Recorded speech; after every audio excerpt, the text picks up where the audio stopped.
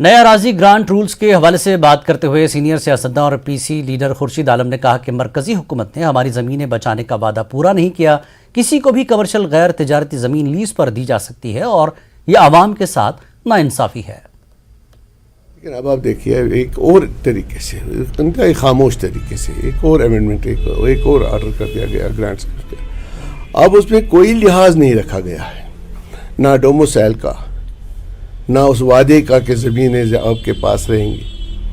اب کارپینٹر باہر کا آ جائے گا وہ بھی لے سکتا ہے لیز پہ، کوئی بھی باہر کا آدمی آ سکتا ہے، کوئی بھی آرگنائزیشن آ سکتی ہے، کمرشل اور نان کمرشل اس کو دیا جا سکتا ہے. یہ ریاست جموں کشمیر کے ساتھ ایک بہت بڑی زیادتی ہے. The president of my organization People's Conference Sajjad Qadir Lone sahab نے اس پہ اپنا ریئیکشن دیا ہے. انہوں نے اپنا اس پہ اختلاف دیا ہے کہ ہم اس کو کیا سمجھتے ہیں، کیسے لیتے ہیں، اور ریاست جموں کشمیر کے لوگوں کے دل اس سے زیادہ دکھی ہو رہے ہیں. دوسرا آپ دیکھ لیجئے جو لیز دی ہے جو آلریڈی لوگوں کے پاس ہے، ایون ان کمرشل کیسز میں کہہ رہا ہوں، تو یہاں کے لوگوں نے جن کے پاس لیز ہیں جن کے پاس لیز ختم ہونے والے ہیں، انہوں نے لاکھوں بلکہ میں کہوں گا کروڑوں روپے ان زمینوں پہ خرچ کیے ہیں، انڈسٹری ڈالی ہے، دکان بنایا، کارخانہ چل رہا ہے. اس ایکٹ کے مطابق ان کو حق نہیں ہے، فرسٹ پرائرٹی ان کو نہیں جا رہی ہے. They are not being considered as a first party to be considered. تو یہ ظالمانہ کہتا ہوں امینڈمنٹ ایک ظالمانہ کام ہوا ہے. جموں کشمیر کے لوگوں کے معیشت پر بھی، ہماری سوچوں پر بھی، ہمارے احساسات پر بھی ایک عارضی ضرب ہے. نیشنل کانفرنس کے نائب صدر عمر عبداللہ نے ضلع اننت ناگ کا اپنا 3 روزہ دورہ مکمل کیا. ضلع اننت ناگ کے 7 اسمبلی حلقوں میں عمر عبداللہ نے کارکنوں سے خطاب کیا اور پارٹی لیڈران کو مجوزہ انتخابات سنجیدگی سے لینے کی تلقین کی. عمر نے کہا کہ ڈیلیمیٹیشن کے بعد مجوزہ انتخابات آسان نہیں ہوں گے اور یہ انتخابات محض سڑک، بجلی اور پانی جیسے مدوں کے لیے نہیں ہوں گے. عمر عبداللہ نے ایک بار پھر دفعہ 370 کا مدعا ابھارا اور بی جے پی کو ہدف تنقید بنایا. دوسری جانب این سی کیڈروں کا کہنا ہے کہ عمر عبداللہ کا یہ اننت ناگ دورہ مستقبل میں کافی سود مند ثابت ہوگا.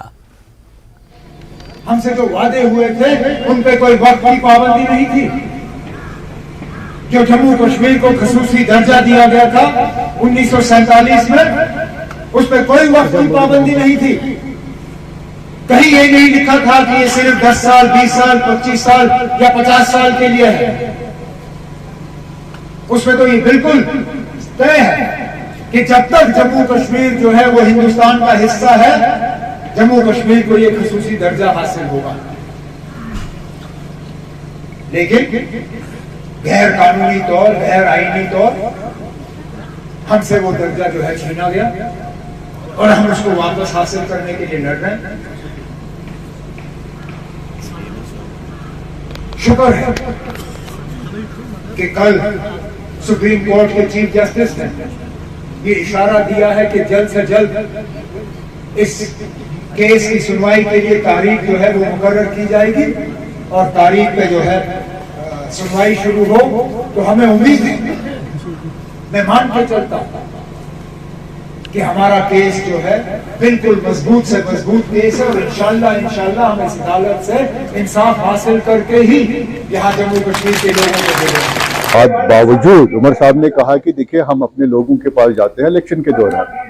آج تو نہ الیکشن یا نہ کوئی بات ہے، آج جانا چاہیے اور ان کا حال احوال پوچھنا چاہیے. تو اس سلسلے میں یہ ایک انٹریکشن. نیشنل کانفرنس کے نائب صدر عمر عبداللہ نے کہا کہ کشمیری پنڈتوں کے بارے میں کیا کہا آپ کو سنائیں گے چھوٹے سے بریک کے بعد.